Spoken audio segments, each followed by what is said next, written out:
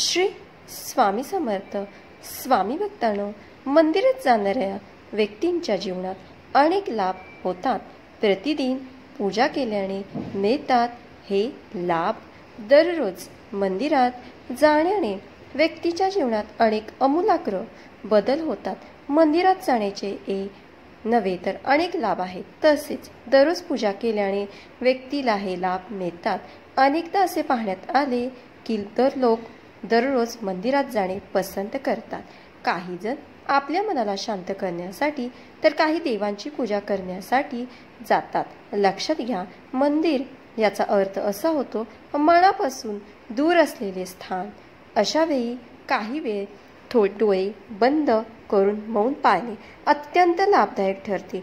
लोक मंदिरामागे लपलेले विज्ञान आणि अध्यात्मक जाणत नाही. सकाळी सकाळी मंदिरात जाण्याचे अनेक लाभ असतात. व्यस्त जीवनशैलीमुळे लोक मंदिरात जाऊ शकत नाहीत. अशा वेळी लोकांनी आपल्या घरातच एक छोटेसे मंदिर तयार केलेले आहे.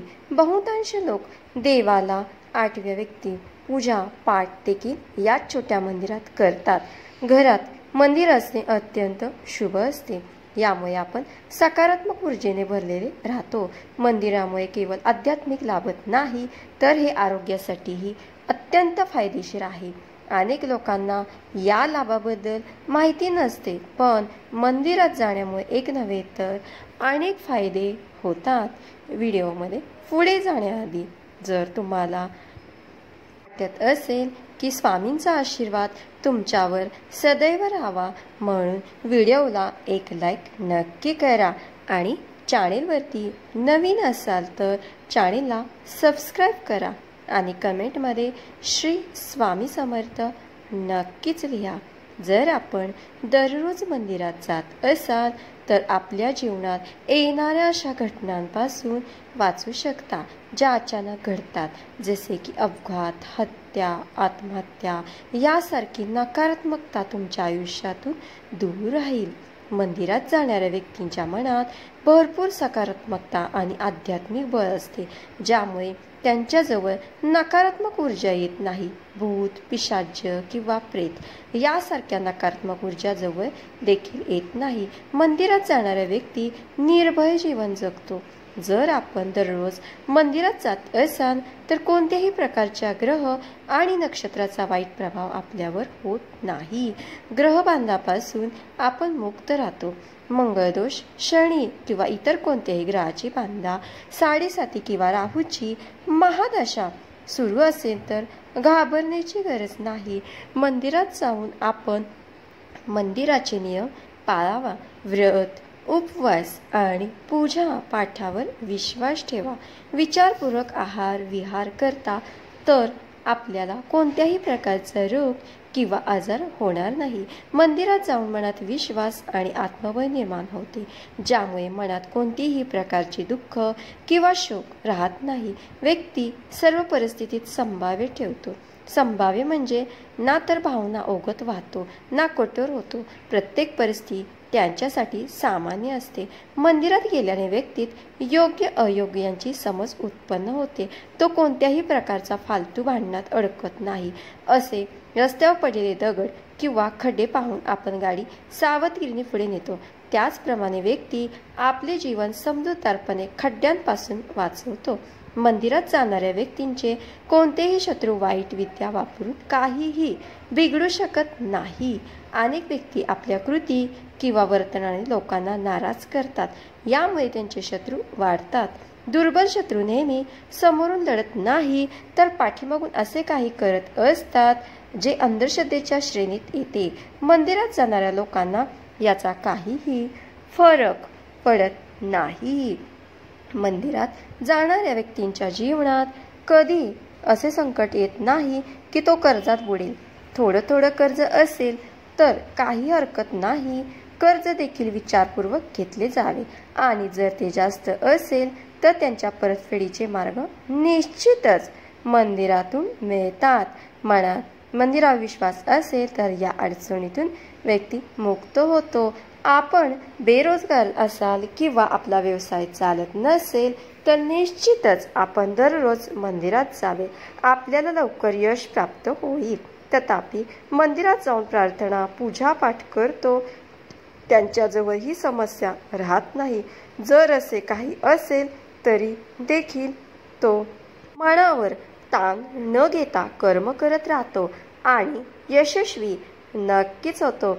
अनेक लोकांना अनावश्यक भीती आणि चिंता सतावत राहते, ज्यामुळे ते तणावातून राहू लागतात. त्यांना वाटत राहतं की सवय देखील लागते, ज्यामुळे व्यक्ती अनेक प्रकारच्या आजाराने घेरला जाऊ शकतो. पण मंदिरात जाणाऱ्या व्यक्तींच्या मनात आणि मेंदूत हे सगळं राहत नाही. दररोज मंदिरात जाणाऱ्या व्यक्तींच्या मनात आणि मेंदूमध्ये वाद किंवा राग राहत नाही. घरातील इतर सदस्य जर त्यांच्याशी भांडण करतात किंवा कलह करतात तरी ते वातावरण आनंददायक करून टाकतो. सकाळी चालत मंदिरात गेल्याने व्यवसायही वाढतो आणि आपल्याला प्राणवायू देखील चांगल्या प्रकारे मिळतो. दररोज सूर्यप्रकाशाचा स्पर्श झाल्यामुळे आरोग्यात सुधारणा होते. मंदिरात घंटीचा आवाज सुमारे 7 सेकंदपर्यंत घुमतो, जो मन आणि मेंदूतील विषाद दूर करून शांती प्रदान करतो. असेही म्हणतात की लहान घंटीमुळे आपला पित्तदोष संतुलित होतो, तसेच ध्वनीमुळे बॅक्टेरिया नष्ट होतात. मंदिरात अनेक प्रकारची सुगंधी फुले अर्पण केली जातात. त्यांच्या सुगंधाने मन प्रसन्न होऊन निराशापासून मुक्ती मिळते. फुलांच्या विविध रंगाने अंतःकरणाला शांती मिळते. मंदिरातील कापूर आणि अगरबत्तीच्या सुगंधाने एकीकडे मन आणि मेंदूतून विचार दूर होतात, तर दुसरीकडे आपली रोगप्रतिकार शक्ती देखील वाढते, आपल्या जैविक संसर्गापासून देखील वाचवते. मंदिराच्या सुगंधित वातावरण राहिल्याने बॅक्टेरिया नष्ट होतात आणि कोणत्याही प्रकारचा विषाणू संसर्ग होत नाही, कारण मंदिरात सतत कापूर व धूर होत असतो. जेव्हा आपण मंदिरात आरती किंवा कीर्तनाच्या वेळी टाळ्या वाजवतो तेव्हा ते ॲक्युप्रेशर प्रमाणे कार्य करत असते. त्यामुळे रक्तसंचार व्यवस्थित चालतो आणि शरीरातील स्नायू देखील बळकट होतात. आरती किंवा चालीसा जपणे आणि ओमचा उच्चार केल्याने आपले चित्त एकाग्र होते. आरतीनंतर शंख वाजवला जातो, जो भक्तांसाठी अत्यंत सुगंध आणि आरोग्यवर्धक असतो. शंख वाजवणाऱ्यांची फुफ्फुसे बळकट होतात. आरतीनंतर देवदेवतांच्या जयघोषाने आत्मविश्वासासोबतच देशभक्ती देखील जागृत होते. याचसोबत प्रत्येक मंदिरात गोरक्षण आणि गोत्याबंदीचा संकल्प केला जातो. आरती घेतल्याने आपल्या हाताच्या तळव्यामधील पेशींना दिव्य उष्णता मिळते आणि आपल्या आत दडलेले सर्व विषाणू आणि जीवाणू नष्ट होतात. डोळ्यांना हात ठेवल्यामुळे ती उष्णता डोळ्यांच्या मागील सूक्ष्म रक्तवाहिन्या उघडते आणि त्यातून आर्थिक रक्तप्रवाह होऊ लागतो, ज्यामुळे आपली दृष्टी तीव्र होते. आरतीनंतर नमस्कार व दंडवत प्रणाम केल्याने आपल्या मनात विनम्रता आणि श्रद्धेची भावना जागृत होते. अहंकार आणि गर्वाचा नाश होतो. देवाचे दर्शन, पूजा आणि आरतीनंतर आपल्याला तुळशीसह चरणामृत, पंचामृत आणि प्रसाद मिळतो. हे चरणामृत आणि पंचामृत आपल्या आरोग्यासाठी अत्यंत फायदेशीर असते. आयुर्वेदानुसार हे चरणामृत आपल्या शरीरातील तिन्ही दोषांना संतुलित ठेवते. चरणामृत सोबत मिळणारी तुळस आपण चावायला ऐवजी गिळून टाकतो, ज्यामुळे आपल्या सर्व रोग दूर होतात. मंदिरात देवाची प्रदक्षिणा केल्याने जिथे आरोग्याचे फायदे मिळतात तिथे ते पृथ्वीच्या गुरुत्वाकर्षणाच्या शक्तीशी जुळून आपल्या शरीरातील तणाव दूर करते. त्याचप्रमाणे मंदिराच्या गुंठातून आणि कलशातून प्रवाहित होणारी ऊर्जा आपल्या शरीरावर परिणाम करून सकारात्मक ऊर्जा प्रदान करते. मंदिराची भूमी ही सकारात्मक ऊर्जेचे क्षेत्र मानले जाते. ही ऊर्जा भक्तांमध्ये पायाद्वारेच प्रवेश करू शकते. म्हणून आपण मंदिरात अनवणी पायाने जातो. मनोकामनेची पुनरावृत्ती मंदिराचा जेव्हा आपण आपली मनोकामना पुन्हा सांगतो तेव्हा आपल्या मंदिरातील सकारात्मक ऊर्जेचा सहारा मिळतो. आणि त्यामुळे निसर्ग सक्रिय होऊन आपली मनोकामना पूर्ण करू लागतो. प्रत्येक मंदिरात पिंपळ, वड, नीम, केळ व तुळस इत्यादी वृक्ष असतात. या वृक्षांवर आपण पाणी अर्पण करतो किंवा त्यांना नमस्कार करतो. वृक्षामध्ये भरपूर ऑक्सिजन सोबत दिव्यता असते. ती आपल्या मन आणि मेंदूला निरोगी ठेवते.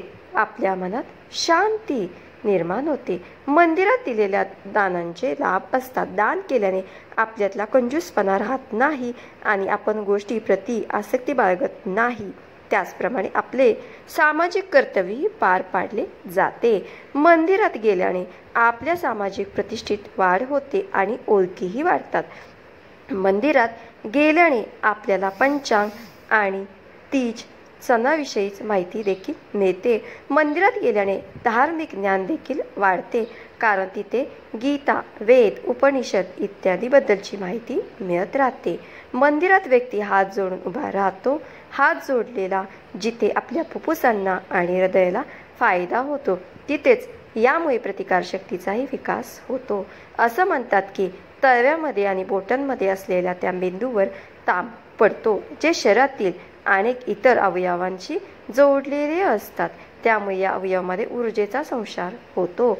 दररोज मंदिरात जाऊन व्यक्ती आपल्या कपाळावर किंवा दोन्ही भुवयाच्या मध्ये चंदन किंवा केशरचा टिळा लावतो. हा टिळा लावल्याने जिथे शांततेचा अनुभव होतो, तिथे एकाग्रताही वाढते. प्रत्येक क्षण जिथे टिळा लावला जातो त्यांच्या अगदी मार्गे आत्म्याचे निवासस्थान असते आणि असलेल्या बिंदूवर आत्मा वास करतो, जो निळ्या रंगाचा असतो. आत्मा म्हणजे आपण स्वतः. चंदन लावण्याचे आध्यात्मिक लाभ देखील आहेत.